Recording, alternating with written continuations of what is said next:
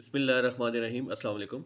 आज हम national book foundation की एक्सरसाइज 1.3 क्लास 9 की स्टार्ट करेंगे।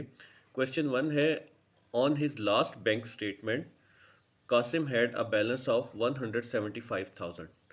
बैंक स्टेटमेंट बोलते हैं एक ऐसा डॉक्यूमेंट होता है जो बैंक वाले इशू करते हैं जिसमें कि आपके ट्रांजैक्शंस का डिटेल रिकॉर्ड होता है कि कितनी आपने अमाउंट जमा करवाई है और कितनी आपने अमाउंट विदड्रॉ की है। ठीक है, विदड्रॉ कहते हैं निकालने को। कासिम के पास जो बैलेंस था प्रीवियस वो 175,000 1,75,000 था इन हिज चेकिंग अकाउंट, उसके अकाउंट में। He wrote one check for ₹45,790। उसने एक चेक लिखा जो कि 45,790 का था। चेक होता है जिस तरह हम एटीएम से पैसे विदड्रॉ करते हैं, इसी तरह हम चेक के थ्रू भी पैसे जो है वो विदड्रॉ कर सकते हैं या बैंक से निकाल सकते हैं। And another for ₹112,921।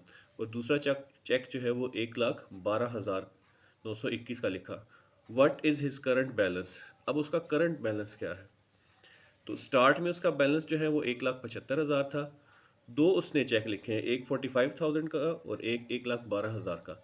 इन दोनों को अगर हम जमा करेंगे तो ये अमाउंट जो है उसने वहाँ से विदड्रॉ की या निकाल ली। तो अब उसका रिमेनिंग बैलेंस क्या होगा या करंट बैलेंस क्या होगा? वो ये टोटल अमाउंट जो विदड्रॉ की है उसको हम इसमें से निकाल देंगे तो हमारे पास करंट बैलेंस आ जाएगा। आइए इसे सॉल्व करते हैं। उसका प्रीवियस बैलेंस हम लिख लेंगे जो कि बिल्कुल स्टार्ट पे था, ओपनिंग पे। ओपनिंग बैलेंस भी लिख सकते हैं इसको, आप प्रीवियस बैलेंस भी लिख सकते हैं। ये आ जाएगा हमारा 175,000। ये आ गया जी 175,000 रुपीज़, 1,75,000 रुपीज़। अब नेक्स्ट जो है हमने अमाउंट लिखनी है जो कि उसने विदड्रॉ की है। ठीक है, तो यहाँ पे लिख लेते हैं amount drawn. Amount drawn cheque आ गया। पहली अब जो अमाउंट है वो 45,900 है। 45,000 सॉरी 790 रुपीज़ है। प्लस दूसरी अमाउंट कितनी विदड्रॉ की है वो है 112,921 रुपीज़। अब इन दोनों अमाउंट्स का हम टोटल कर लेंगे तो हमारे पास जो टोटल अमाउंट निकलवाई गई है वो आ जाएगी। वो बनता है, कैलकुलेटर से मैंने किया है, 158,711 रुपीज़। नेक्स्ट जो हमसे वो जानना चाह रहा है या हमने जिसका आंसर देना है वो पूछ रहा है कि अब करंट बैलेंस कितना रह गया। तो करंट बैलेंस ये जो उसका एग्जिस्टिंग या ओपनिंग बैलेंस था या प्रीवियस बैलेंस था उसमें से ये अगर हम टोटल अमाउंट डिडक्ट कर देंगे या माइनस कर देंगे तो हमारे पास उसका करंट बैलेंस आ जाएगा। करंट बैलेंस के लिए हम लिख लेते हैं 175,000 जो उसका ओपनिंग या प्रीवियस बैलेंस था, माइनस ये जो टोटल अमाउंट उसने विदड्रॉ की है 158,711। तो अब इसको अगर हम इससे विदड्रॉ करेंगे तो हमारे पास आ जाएगा 16,289 रुपीज़। ये हमारा करंट बैलेंस आ जाएगा। तो ये हमारा आंसर आ जाएगा 16,289 रुपीज़, उसका करंट बैलेंस बकाया रहेगा। क्वेश्चन नंबर 2 है, last week Wajid drove. Wajid जो है वो ड्राइविंग करके गया है 283.4 kilometres on 16.2 litres of petrol. Wajid ने के पास कितना पेट्रोल था? 16.2 लीटर्स पेट्रोल था और उसमें उसने 283.4 किलोमीटर का फासला जो है वो तय किया है।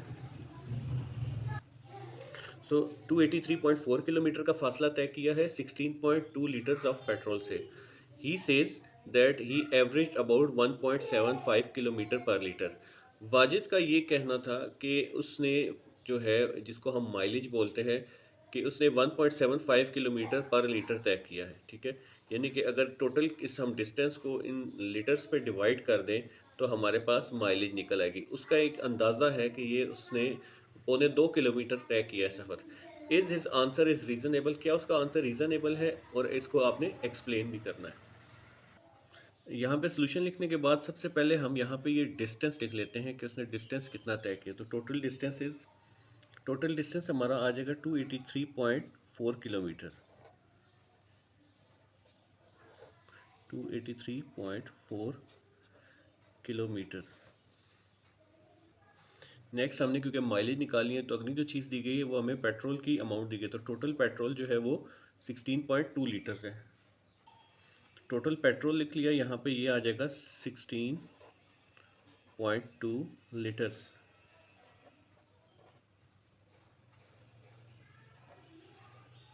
नेक्स्ट अब हमने इसकी माइलेज कैलकुलेट करनी है, तो यहाँ पे हम लिख लेते हैं माइलेज जो है कितनी है।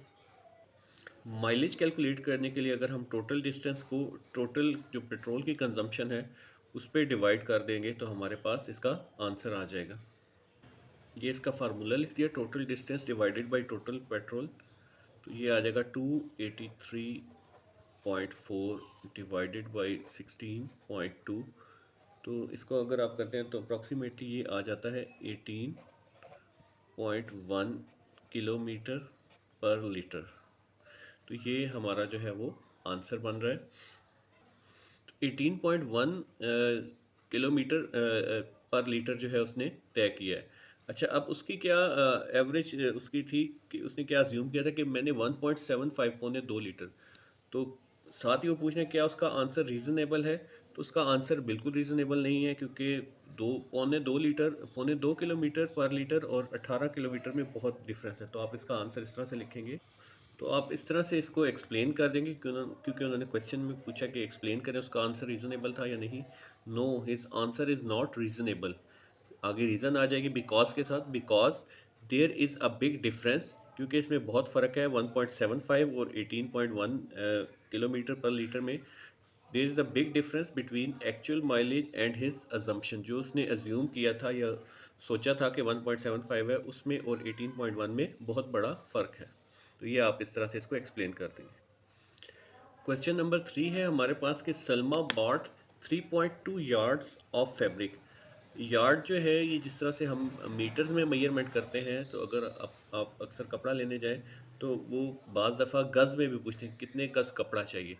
तो ये जो है यार्ड्स जो है पुराना यूनिट है, अक्सर अभी भी जो है क्लॉथ वाले इसको यूज़ करते हैं कि आपको कितने गज़ कपड़ा चाहिए। तो ये उससे निकला है कि 3.2 उसकी इंग्लिश है यार्ड्स। सलमा ने 3.2 yards of fabric for total price of rupees 139.2। Total जो है उसने 3.2 गज़ कपड़ा ख़रीदा और उसके लिए उसने 139.2 जो है रुपीज़ वो अदा किए।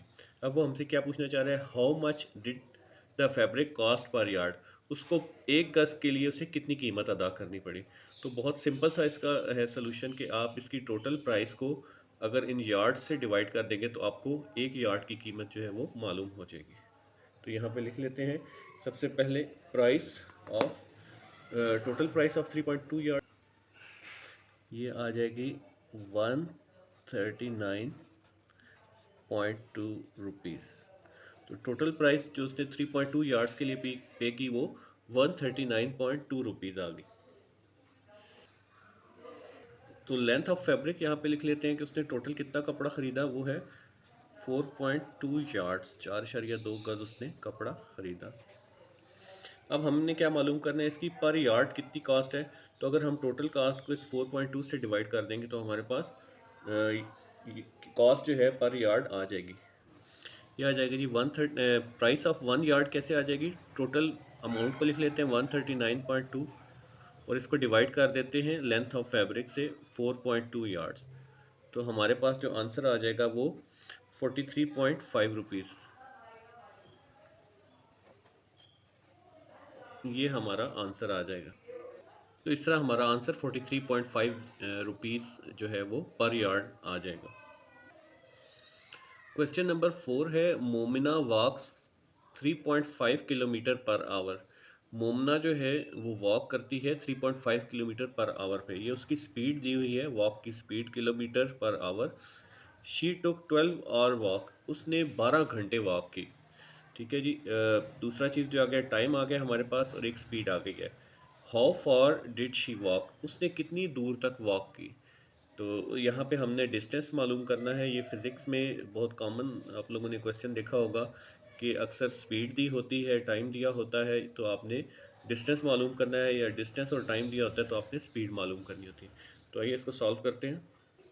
इन सवालों को सॉल्व करने का सबसे आसान जो मेथड है कि आप के पास जो भी इंफॉर्मेशन है उनको लिख लें। सबसे पहले हम लिख लेते हैं speed of walk. Speed of walk हमारे पास कितनी है जी? 3.5 किलोमीटर पर आवर। दूसरी चीज़ हमें क्या दी हुई है? टाइम दिया हुआ है। टाइम हमें कितना दिया गया है? वो 12 आवर्स दिया गया है। ठीक है। अब हमने जो फाइंड आउट करना है वो है डिस्टेंस। हमने फाइंड आउट करना है।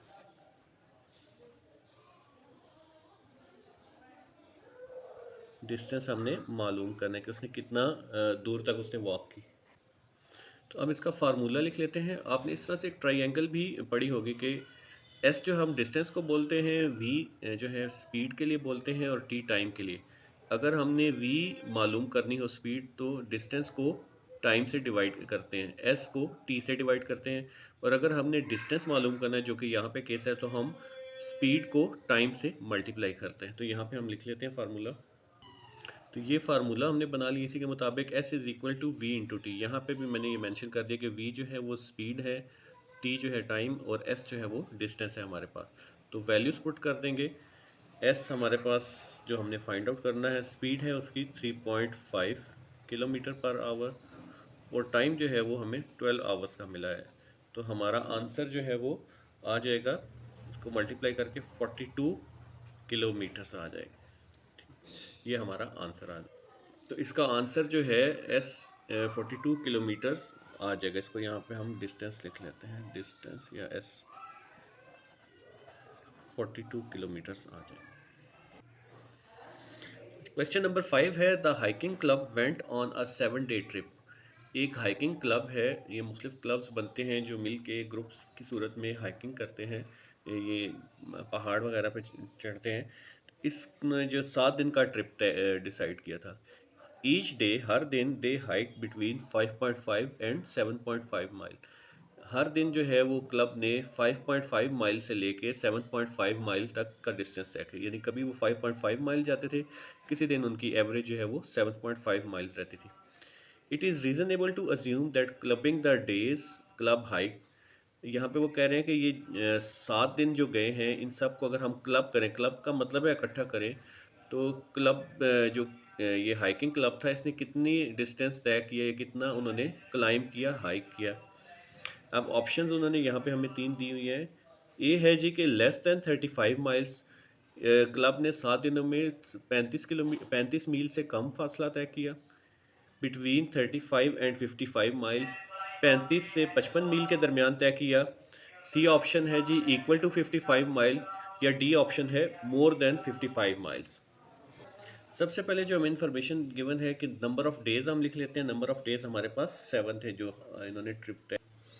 उसके बाद नेक्स्ट है जी कि each day they hike between 5.5 to 7.5 mile. हर रोज़ वो 5.5 से 7.5 माइल तक की उन्होंने हाइकिंग तय की है। तो अब नेक्स्ट इन्फॉर्मेशन हमारे पास ये है, ईच डे हाइकिंग हमारे पास आ जाएगी जी 5.5 से लेके 7.5 माइल्स तक। अब हमने बताना है कि on average club on clubbing the days club hike. अगर हम इन टोटल इसको 7 दिनों के साथ मल्टीप्लाई करें, तो हमारे पास एक टोटल आ जाएगा कि उन्होंने कितनी हाइकिंग की। तो अगर हम इस 7 को 5.5 से मल्टीप्लाई करेंगे, तो हमारे पास मिनिमम आ जाएगी रेंज। और इस 7 को अगर हम मैक्सिमम जो उन्होंने ट्रैवल किया 7.5, इससे मल्टीप्लाई करेंगे, तो हमारे पास मैक्सिमम हाइकिंग की आ जाएगी डिस्टेंस। तो सबसे पहले मिनिमम कैलकुलेट कर लेते हैं, मिनिमम हाइक। तो मिनिमम हाइकिंग हमारे पास जो है वो 5.5 माइल्स है। डेज जो है वो 7 है, इसको 7 से मल्टीप्लाई करते हैं, तो हमारे पास आ जाएगा 38.5 माइल्स। और मैक्सिमम हाइकिंग के लिए हम ये मैक्सिमम लिमिट से मल्टीप्लाई कर लेंगे इन डेज़ को। मैक्सिमम हाइकिंग के लिए जो डिस्टेंस था वो 7.5 माइल था, तो 7.5 को इन 7 डेज से मल्टीप्लाई करेंगे, तो हमारे पास आंसर आ जाएगा 52.5 माइल्स।